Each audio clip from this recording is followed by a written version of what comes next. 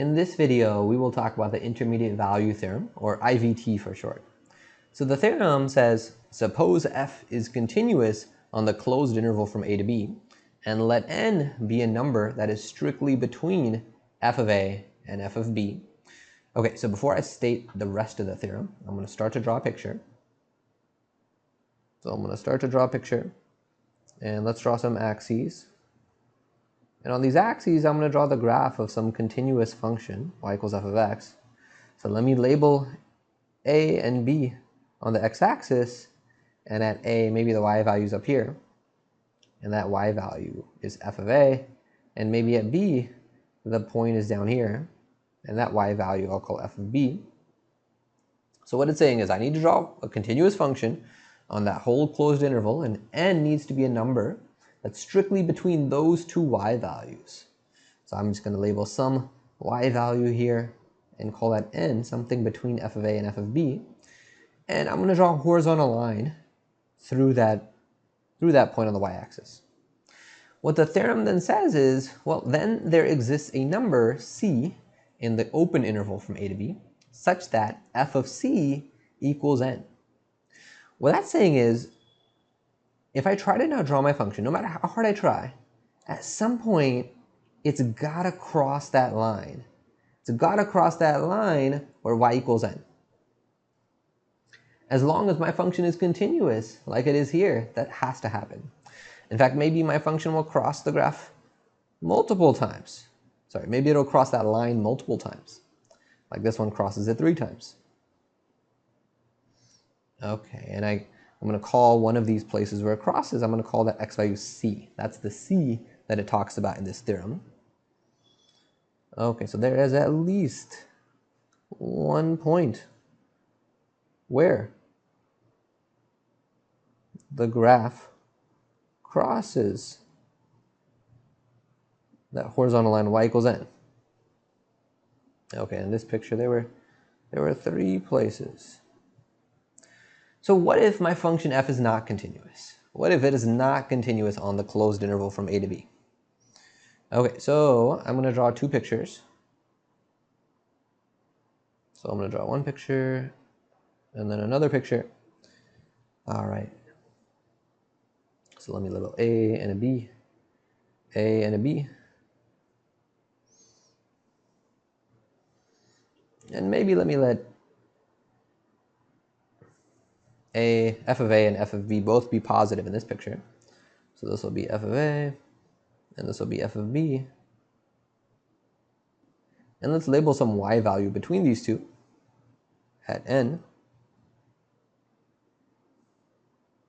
So if it's not continuous, and let's draw one more picture like this.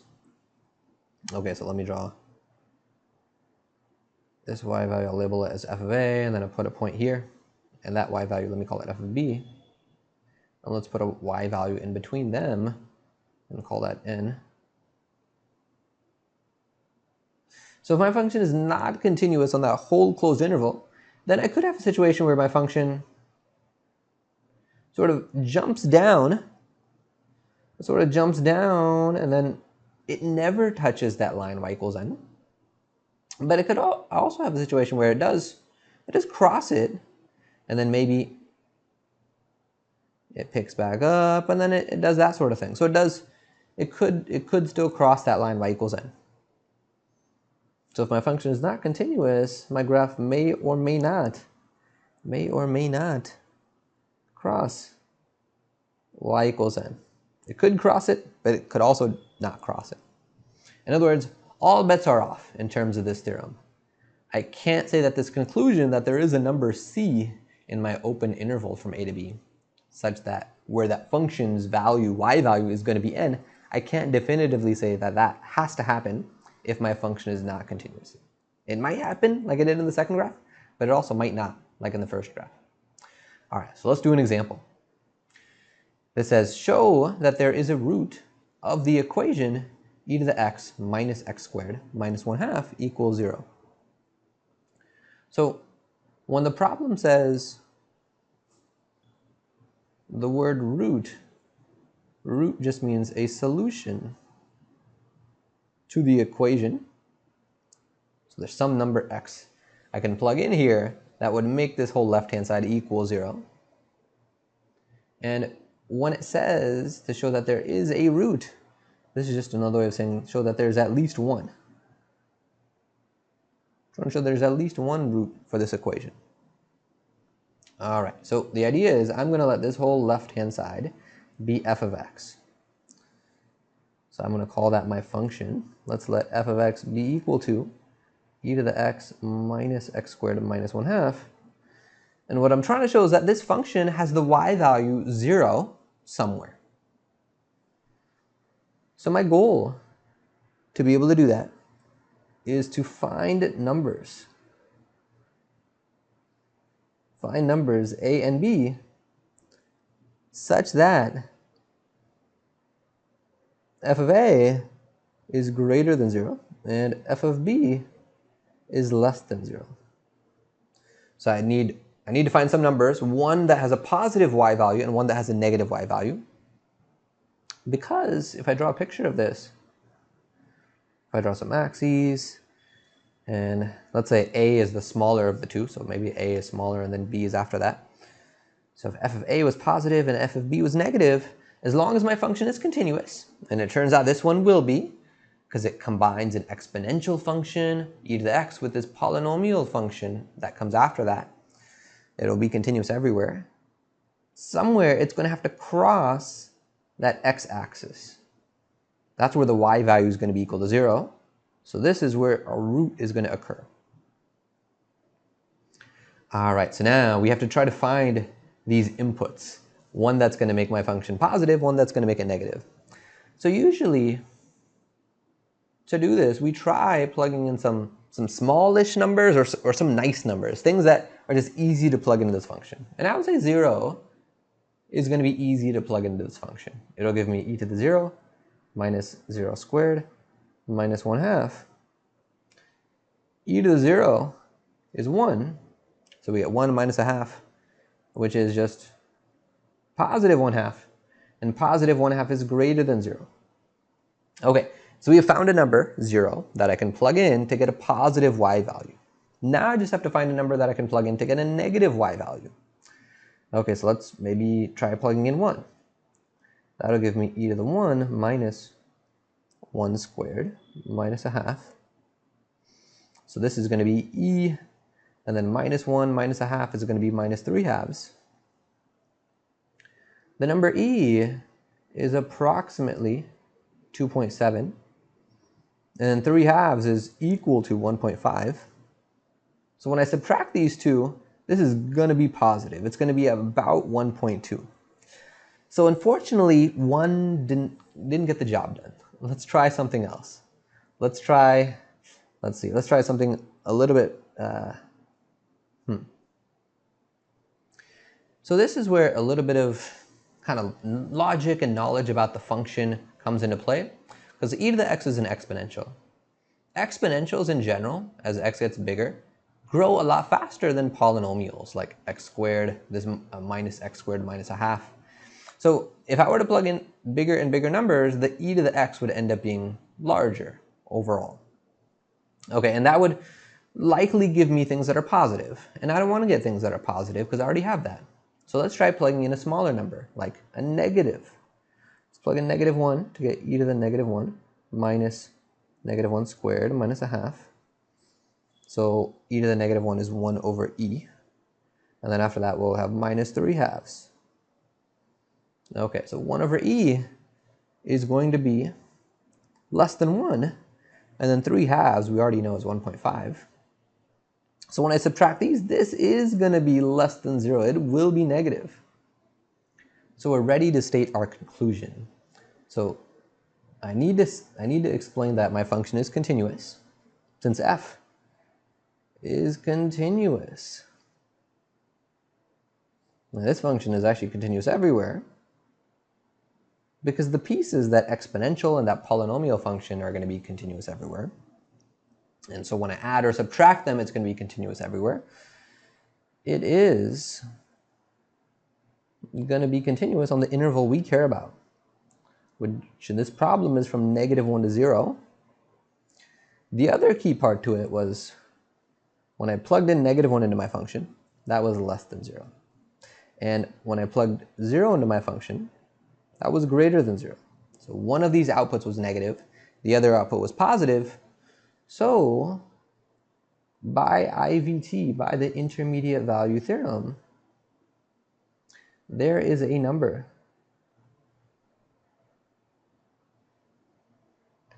There is a number, C, and C is going to be, so this symbol means is an element of, or is in or is an element of the open interval from -1 to 0, such that f of c equals 0. And that's what I wanted to show. This c, whatever it is going to be a root of that equation. So one key thing about this is, notice I didn't need to actually figure out what that root is. I just needed to show that a root existed. And the Intermediate Value Theorem shows existence like that. All right, let's look at another example. So example 5 asks, is there a number whose 221st power is exactly 2 to the 2021 less than the sum of its 2022nd and 2023rd powers? All right, so we have this word problem. Let's begin by translating it into an equation we can work with. So it's talking about there being this number with a certain property. So let's just call this number x. So this problem is asking us, is there a number x such that that number to the 2021st power, x to the 2021st power, that means is equal to, and then it says 2 to the 2021 less than something. That means I'm going to be subtracting 2 to the 2021. So subtracting 2 to the 2021 from something. And I'm subtracting it from the sum of something and something. Okay, I'm going to be subtracting it from, let's put a parentheses. And now I need a sum, which means I'm going to be adding two things. It says the sum of its 2022nd powers and 2023rd powers. So that'll be x to the 2022 plus x to the 2023. So in other words, I'm trying to see, is there at least one root to this equation? Okay, so one thing that's going to be helpful is if I rewrite this is equivalent, and I bring the constant term to the other side. So I'll bring 2 to the 2021 to the left, so it becomes positive. And I'll bring x to the 2021 to the right. And I just like having the bigger powers first, so let's do x to the 2023 plus x to the 2022, and then minus x to the 2021. All right, so now we are going to call this whole thing our function f of x. And my goal is we're going to try to use Intermediate Value Theorem by trying to find a and b such that when I plug in a number a into this, I get something less than 2 to the 2021, and when I plug b into this, I get something bigger than 2 to the 2021. All right, so let's try plugging in something kind of small and simple-ish first. Let's try 0. If I plug that into here, I'll get 0 to the 2023, that's 0. 0 to the 2022, that's 0. And then minus 0 to the 2021, that's still 0. So overall, that's 0. And that is going to be less than 2 to the 2021. Okay, now I need to plug something in to get something bigger than 2 to the 2021. If I plug 1 into this, I can probably do that in my head. I'll get 1 plus 1 minus 1, which is really small. That's just 1. I need to get something bigger than 2 to the 2021. I don't need to plug in something that big because these powers are already huge. Let's just try plugging in 2. If I do that, I'll get 2 to the 2023 plus 2 to the 2022 minus 2 to the 2021. The question is this bigger than 2 to the 2021? Luckily, I can simplify this because all of these are 2 to a power. So let's just factor out 2 to the smallest power, which is 2 to the 2021. If I do that, from the first term, I'm left with 2 squared. From the next term, I'm left with 2 to the 1. And then from the last term, I'll just be left with minus 1 because we took out the whole 2 to the 2021. And I could check this if I wanted to. I could distribute the 2 to the 2021 back into each of these terms. And if I use my exponent properties, it would give me the previous line. Okay, so the nice thing is I like seeing the 2 to the 2021 here. That's ultimately what I'm trying to compare this whole thing to. And then within the parentheses, let's see, we have 4 plus 2 minus 1, which is 5. So we have 2 to the 2021 times 5, which is definitely going to be bigger than 2 to the 2021 because I'm multiplying it by 5. Okay, so we have achieved our goal. We're ready for the conclusion. Since our function here, f, is continuous everywhere, because it's a polynomial, it is going to be continuous on the interval we care about, which is 0 to 2. The other thing that I need to state is that f of 0 is less than 2 to the 2021, and f of 2 is greater than 2 to the 2021. So, by the Intermediate Value Theorem, so by IVT, there is a number c. There is a number c in the open interval from 0 to 2 such that when I plug c into this equation, it makes it equal 2 to the 2021. Such that, so I'm just going to state it in how the original equation was formed, such that c to the 2021 equals c to the 2022 plus c to the 2023 minus 2 to the 2021. And we are done. That's what we wanted to show. So in terms of our goals, we have finished the last goal for this section, applying the intermediate value theorem.